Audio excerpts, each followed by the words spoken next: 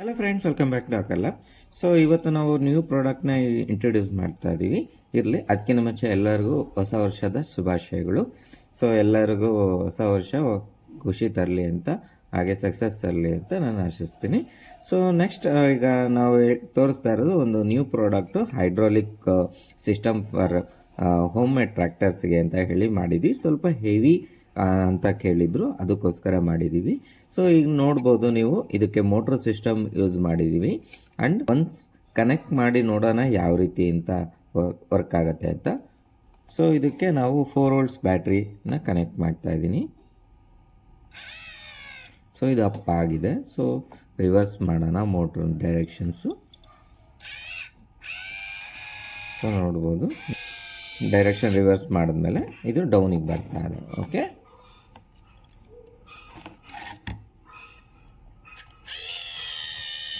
So ಇದು full bottom ಬಂದಿದೆ. Okay, so ಇವಾಗ ನಾವು ಈ ಹ್ಯಾಮರ್ ಅರೌಂಡ್ ಒಂದು 3/4 kg 1 kg ಇದೆ. ಸೊ ಆ ವೆಯ್ಟ್ನ ನಾವು ಇದ್ರ ಮೇಲೆ ಇಡ್ತಾ ಇದ್ದೀನಿ. ಸೊ ಇಟ್ಬಿಟ್ಟು ನಾವು ಪವರ್ನ ಕೊಡೋಣ ಮತ್ತೆ. ಸೊ ನೋಡಿ, ಅಪ್ ಆಗ್ತಾ ಇದೆ. ಇದ್ರ ಮೇಲೆ ವೆಯ್ಟ್ ಹಾಕ್ತಾ ಇದ್ದೀನಿ ನಾನು, ಇಲ್ಲ ಅಂದರೆ ಅದು ಎದ್ಬಿಡುತ್ತೆ.